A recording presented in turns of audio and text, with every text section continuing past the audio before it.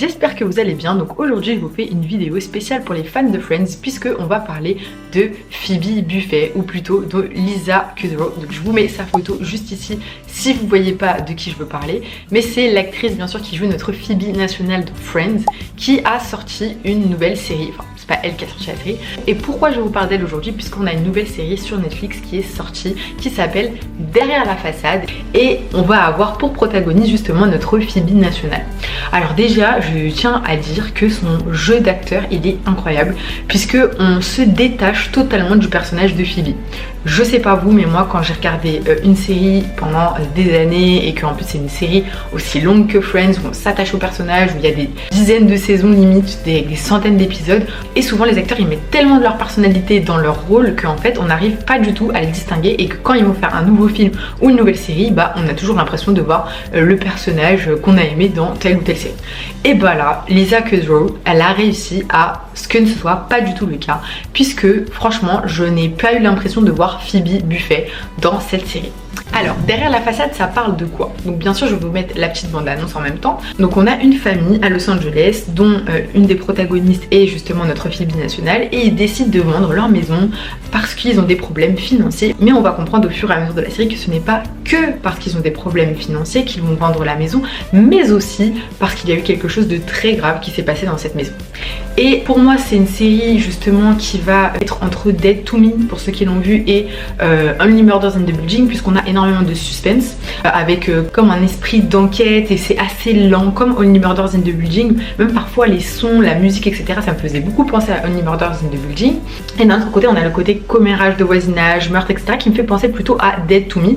D'ailleurs, on a une des actrices, je vous mets sa photo juste ici, je me rappelle plus de son nom, mais je rechercherai et je vous mettrai son nom juste ici, qui joue dans Dead to Me, qui joue également dans Derrière la façade.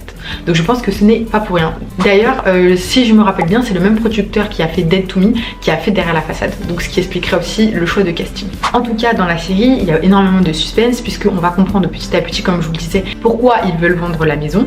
Et franchement, il y a une chute à la fin de la série. C'est vrai que au début, on se dit oh là là, mais c'est lent, on comprend pas trop en fait où ils veulent en venir parce qu'on a l'impression d'avoir tout compris dès le début de la série. Et en fait, petit à petit, on comprend que on n'avait pas tout à fait tous les éléments dès le début de la saison. Donc quand même, je dirais qu'il y a beaucoup de suspense.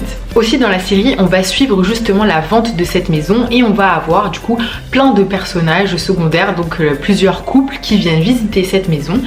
Et donc tout ce qui fait l'histoire de cette série, c'est qu'on va avoir donc les différentes personnes qui sont intéressées par l'achat de cette maison, qui vont venir visiter la maison puisqu'ils font des portes ouvertes de visite de la maison, et on va avoir des personnes du voisinage qui veulent acheter la maison. Donc on a des couples vraiment très différents les uns des autres qui viennent visiter cette maison et qui essaient d'être bien vus pour les propriétaires, pour que les propriétaires les choisissent eux pour vendre cette maison. Et on voit un petit peu leur vie justement à côté de ces personnes, et donc on va voir également que les acheteurs potentiels vont s'intéresser aussi à comprendre l'histoire de cette maison, puisque forcément ils n'ont pas forcément envie de vivre dans une maison où des choses un peu étranges se sont passées. Alors clairement, j'ai regardé la série parce qu'il y avait Lisa Kudrow, c'est ce qui m'a attiré instantanément, mais comme je vous l'ai dit, j'ai trouvé que son jeu d'actrice était franchement incroyable puisqu'on la distingue vraiment de Phoebe. Mais la série pour moi elle était un petit peu lente. Je dirais pas que je me suis fait chier, hein, mais c'est vrai que c'est comme Only Murders in the Building, faut suivre, que c'est assez lent comme série, donc voilà, on avait un peu du mal à savoir où est-ce qu'on allait aller vers la fin de cette série. Donc personnellement, j'ai pas non plus adoré la série, voilà, si je dois être totalement honnête, mais je vous dirais que ça vaut quand même le détour de la regarder. C'est sympathique, mais je vous dirais pas que c'est une des meilleures séries de tous les temps. Clairement, quand on est fan de Friends, on va la regarder parce qu'il y a Phoebe. Donc cette série elle est quand même dans le top série Netflix à regarder en ce moment, donc je vous invite à la regarder, surtout qu'elle est super rapide à regarder vu qu'on a qu'une saison puisque les épisodes viennent de sortir, avec 8 épisodes qui durent environ 35 minutes, donc ça se regarde assez rapidement. Et donc si vous avez une série un peu suspense que vous avez envie de regarder et que vous en avez marre des films de Noël, ceci est une bonne option puisque ça reste une série suspense mais un peu familiale. Voilà, donc c'est tout pour moi pour mon avis sur Derrière la façade. Comme d'habitude, je vous mets toutes les informations en description. N'hésitez pas à liker la vidéo pour me soutenir et également à me suivre sur mes autres réseaux, donc comme TikTok ou Instagram où je poste d'autres types de contenu. Et bien sûr, abonnez-vous.